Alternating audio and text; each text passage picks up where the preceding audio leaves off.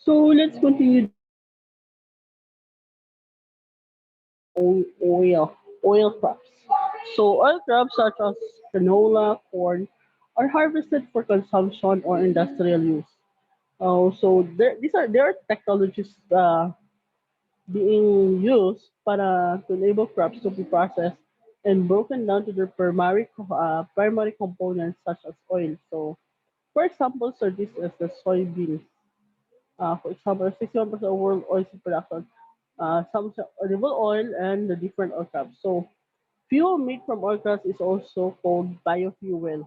Ito siya yung pinaka-popular na ginagamit ngayon yung biofuel. Kasi in the past centuries, we have been using the oil from the grounds.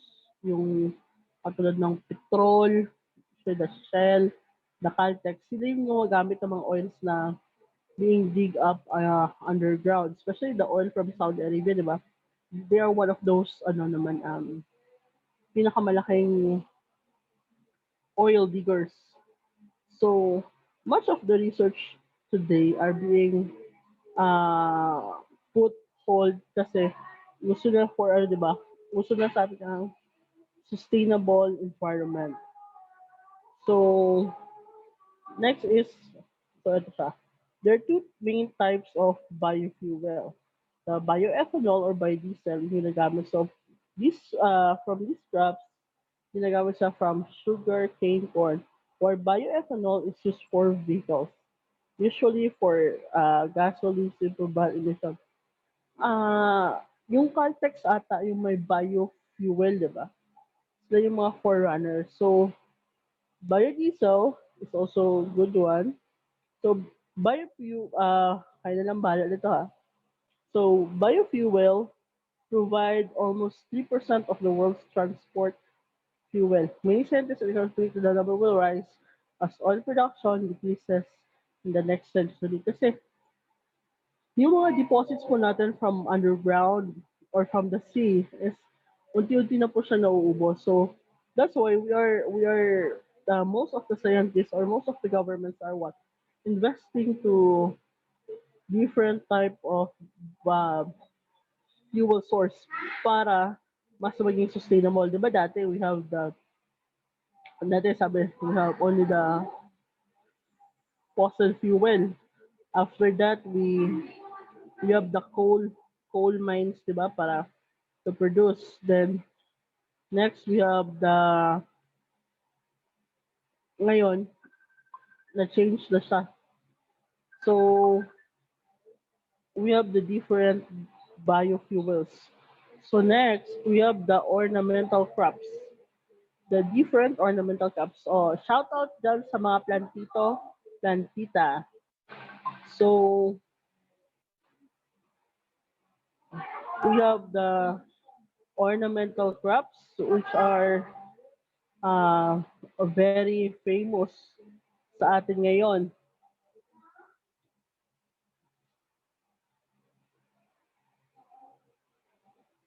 Kasi marami ng plantito, plantita. 'Di ba? Sino ba dito yung mga plantito, plantita?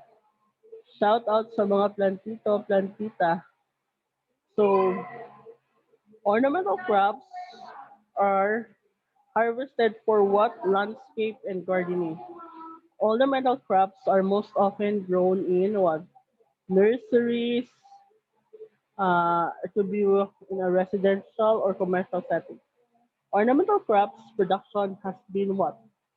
Has deep historical roots. So, meron tayong iba't iba. So, these ornamental crops the production for economic and for developing country. So, ito siya, Kenya, ito siya mga pinakamagaling.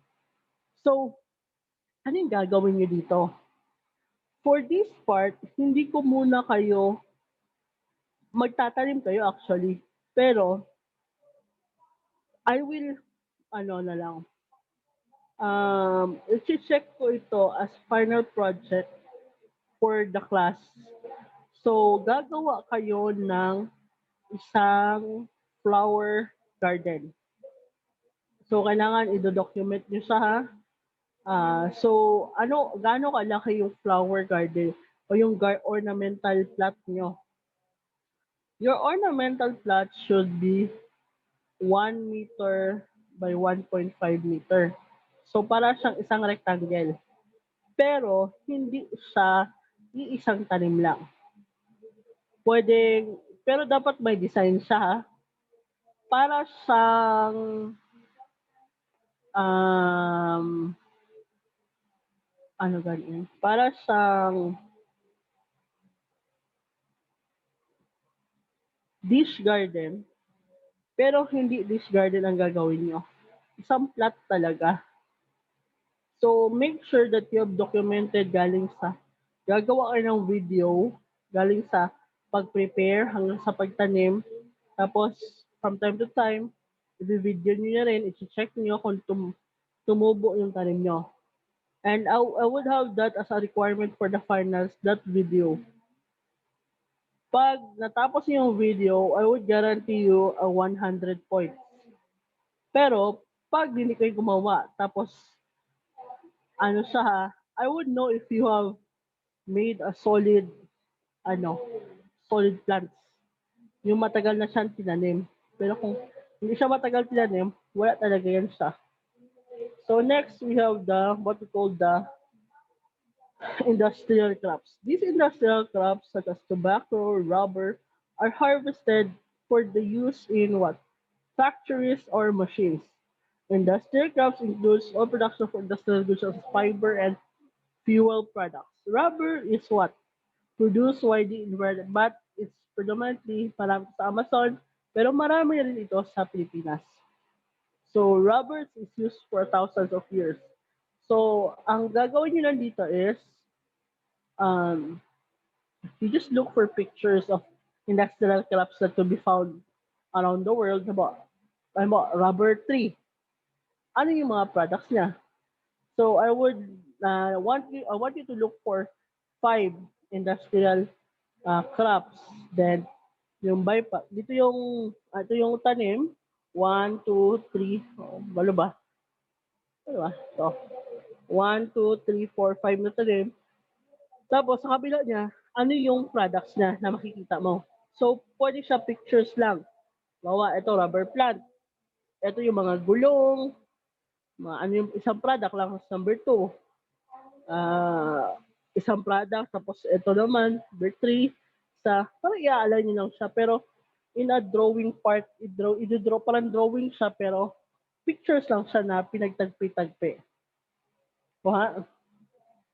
Next, ito siya yung pinaka best. Is this the harvesting crops? Methods or growing harvesting crops are developed over 1,000 years. So, ito siya na. The development of agriculture led to more so of harvest. Crop rotation was a different innovation. In crop rotation, one crop. So, alam niyo itong crop rotation, di ba? Tatanim nyo this month, puro palay. After that, pag walang tubig galing sa niya, magtatanim kayo ng watermelon. After that, balik na naman. Tapos, habang ginagawa ito, meron tayong munggo na nilalagay sa gilid. Just make sure it makes for sustainable farming. So today, agriculture is a means of harvest crops for subsistence or business. Some tools used to the harvest crops have not been changed for thousands of years, such as so the tools of machine used to harvest crops have grown more complex. However, purchasing farmers at competitive cost more than so mahirap ito decision. So, these are the tasks, pero hindi ko siya gagawin. Yeah, you don't need to do this. So, mm, yan. So, that ends our lesson for PLE or what we call EPP. So, yung pinapagawa ko, yun lang yung activity. So, this will be part of your examination. So, please make sure that to take note of the different assignments and activities that you will be doing. Bye!